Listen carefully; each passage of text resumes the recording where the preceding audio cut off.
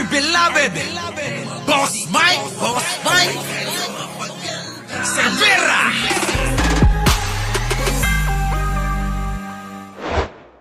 Eto si Digong. Oh, eto na. Digong, papakita ko lang yung legacy mo ha. Para naman yung mga tao dito maliwanagan ha. Kasi talagang ikaw matindi ka.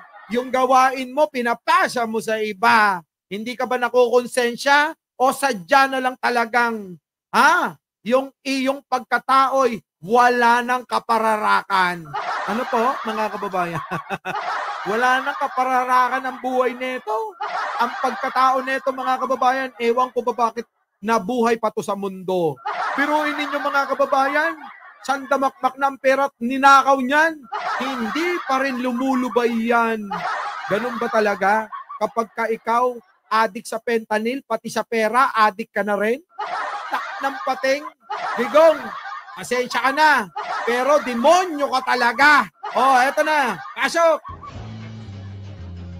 Alam niyo ba na kahit pagsamasamahin mo ang halaga ng utang ng Pilipinas magmula noong panahon ni Emilio Aguinaldo, ay mas malaki pa rin ang ipinangutang ni dating Pangulong Rodrigo Duterte sa Cebuano. Okay? Sa buong kasaysayan ng Pilipinas, mula sa panahon ng unang Pangulo ng Republika, si Emilio Aguinaldo, hanggang sa pagtatapos ng termino ni Pangulong Benigno Aquino. Yan. Ang utang ng Pilipinas ay may kabuuang 6.09 billion pesos. Ayan mga kababayan sabi rito mga kababayan, matapos kay Noynoy Aquino, dating presidenteng yumaong si Noynoy Aquino, iniwan po ang utang ay 6.9 trillion.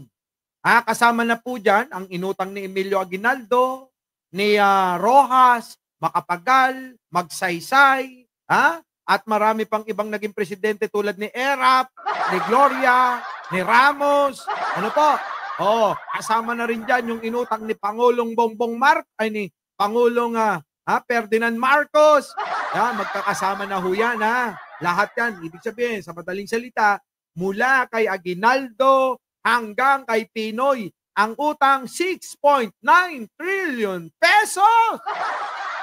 At umupo na nga itong demonyong naging presidente ng Pilipinas at talaga namang tila ba ang pera sa kanya ay parang Panginoon na. Ang nangyari po mga kababayan ay umutang ng tumataginting na pasok! 09 billion pesos. Sa buong termino ni Duterte, umutang ito ng may kabuuang 7.13 trillion pesos sa loob lamang ng 6 na taon. Kita nyo, eto na po mga kababayan Huwag na kayong magtaka kung bakit naging almost 14 trillion ang utang natin. Bakit? Yung utang ng napakaraming presidente. Si Digong lang ang umutang nun, higit pa. Biruin nyo, ilang presidente yon? Dinaanan ni Digong. Umutang lang ng 6.9 trillion. Samantalang si Digong, 6 na taon ang inutang mga kababayan. 7.13 trillion in 6 years. Grabe no mga kababayan. Saan niya kaya dinala yun? Tanong ko sa inyo. Uli, may naramdaman ba kayo? May naramdaman ba kayo? Mga kababayan? Eto na nga mga kababayan Nagkaroon ng pandemya. Tapos mga kababayan, eto no, nung nagkaroon ng pandemya, sinamantala niya. Di ba? Bakit kanyo? Hindi ba kayo nagtaka? Habang sinasagasaan tayo, sinasalanta tayo ng pandemya, si Pulong mga kababayan, kumubra pa ng 52 billion. Ibang klase, no? Grabe sila, no? 52 billion habang ginagahasa tayo ng pandemya. Abay, sinasamantala naman nila yung pagkakataon na magnakaw sila. Kita nyo, grabe. Wala tong ginawang mabuti. Walang ginawang mabuti. Tuloy. Wow! Laki! Laki talaga! Utang ng Pilipinas, Duterte admin, ang laki. Naging kulang-kulang 14 million. 14 million. Grabe. Grabe talaga, ibang klase. Dito, lalong lumobo ang utang ng Pilipinas mula 6.09 trillion at umabot ito sa 13.4 trillion pesos pagtatapos ng Duterte administration. Ngayon mga kababayan, sa pagtatapos ng kanyang panunungkulan bilang Pangulo ng Pilipinas, naging ang utang 13.4 million. Ngayon mga kababayan, ginagawan nila ito ng fake news. Ano ang banat nila? Ang umutang daw si Pangulong Bongbong. Kita nyo kung gaano kalukuhan nitong matanda na ito? Ganyan po kaloko yung matanda na yan. Diba? Ganyan po kaloko. Trilyon na yung inutang, hindi pa nagkasya yan. Ngayon, ayaw nila na malaman ng tao na si Digong ay umutang ng ilan? 7.13 million. Ang ginagawa nila, ay utang ni Bongbong Marcos. Siya po umutang niya. Di po ba? Makikita niyo yan sa mga propaganda nila. Ipinapasa nila kay Pangulong Bongbong Marcos yung utang ni Digong. Grabe, no, mga kababayan? Kakaiba?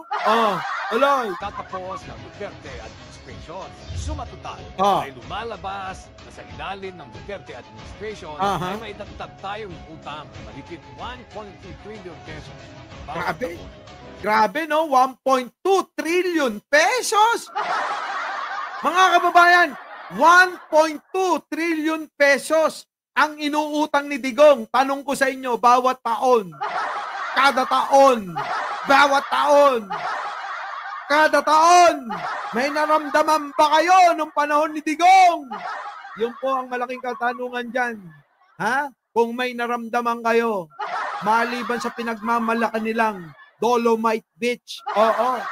Kita nyo, grabe, no? Matindi. Matindi si Digong, mga kababayan. Oo. Nilustay, inubos. Talagang sinaid, sinimot. Sinimot ni Digong ang pera natin, mga kababayan. Matindi to. Ibang klase. Oh my God! Wow talaga yan! Mga kababayan, wow na wow! Di ba? Wow! Matindi, wow! Matuloy. Sa mga hindi nakakaintindi dahil sa TDS, napilit pinaninindigan pangwawalanghyan ang mga Duterte sa bayan, malaking sakuna sa bawat pamilyang Pilipino ang dulot ng pagkakaroon ng malaking utang. Correct. Paon sa utang ang isang bansa, babagsak ang ekonomiya. Kita nyo? Inutang. Binaon tayo ng utang ni Digong. Tapos mga kababayan, sinimot yung kaban ng bayan. Abay, negative pa. Ang iniwan. Ibig sabihin mga kababayan, si Digong, yung pondo ng gobyerno bago yan bumaba, talagang sinaid. Said na said. Tuyong-tuyo mga kababayan. Tinuyo ni Digong ang pondo nating mga Pilipino, pero si Pangulong Bongbong, anong ginawa niya? Aba mga kababayan, nilagyan niya. Ginawa niyang liquid tayo. Tapos ngayon mga kababayan, bakit? Bakit? Di ba, Missy Cruz, pati PCSO, ninakawan nila. Totoo yan. Kanya-kanya nga silang nakaw. Aminado naman si Garma, di ba? Kita nyo naman, nagpapapatay sila. 300 bayad dyan. Isang ulo, 300. Grabe, di ba? Sige tuloy. Dahil dihina ang halaga ng ating salapi, tataas ang presyo ng mga bilihin. Correct. Lalong-lalo na ang ating mga pamunahing pangangailangan. Kaya wag na kayong magtaka ina yung mga DDS kayo. Reklamo kayo ng reklamo, mahal ang bilihin, isisi nyo kay Digunyo. Kung hindi ba niya naman, sandamakmak ang inutang niyan. Binaon tayo sa kakabayad ng interest niyan. Kita niyo mga kababayan, syempre pag utang may interest yan.